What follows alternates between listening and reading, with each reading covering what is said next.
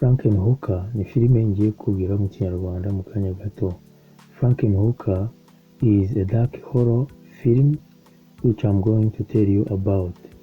If you ask yourself how can I watch this movie in full, you can click on it because it is tagged in this video.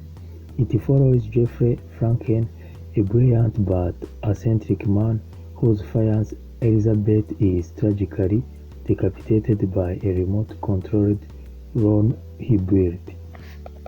Desperate to bring her back to life, Jeffrey uses an explosive super drug to harvest body parts from sex workers in New York City's red light district to build a new body. He attaches Elizabeth's head, but the resurrection goes horribly wrong when the new body develops a hypersexual, violent, and erotic personality made up for the memory of 10 of the different women.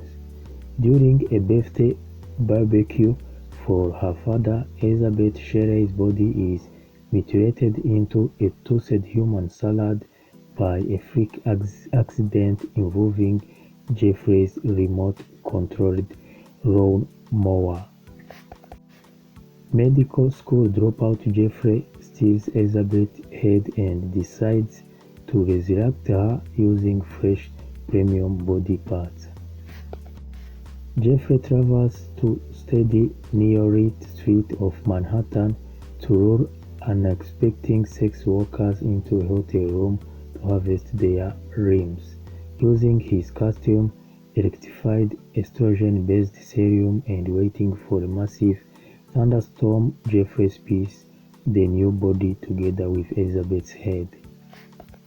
Iyi filime yitwa FrankenHooker, ikaba ari filime ya komedi cyangwa ari mu bwoko bwa filime zisekeje, ariko ikaba na filime iteye ubwoba. Ikaba ivuga ku mugabo wari ufite umukunzi witwaga Elizabeth. Nyuma Elizabeth aza kwitaba Imana ariko yishwe n'imashini uyu mugabo yari yahimbye imuca umutwe. Uwo mugabo yiyemeza kuzazura Elizabeth akoresheje imibiri y'indaya zo muri New York, ubundi agashyiraho umutwe we akamuzura, ariko ntibyagenze neza kubera ko uwo Elizabeth wazutse kubera ko yari yateranyijwe ari imibiri y'indaya yagarutse afite imico yo gusambana ndetse atameze neza nka Elizabeth wa mbere. This movie is called FrankenHooker. It is a horror comedy movie which lasts 1 hour 25 minutes. If you ask yourself how can I watch it, you may click on it because it is tagged in this video.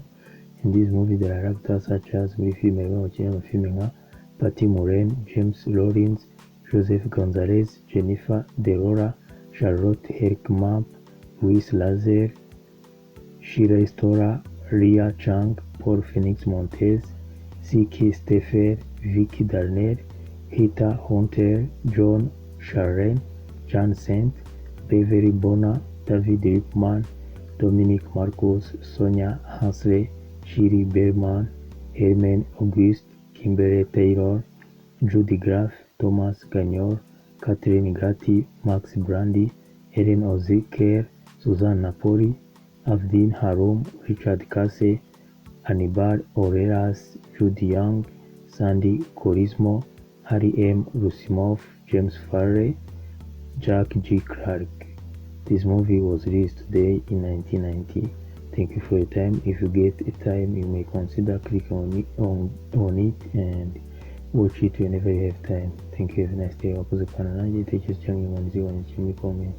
If you have any suggestion or recommendation, write the comment. Thank you. Have a nice day.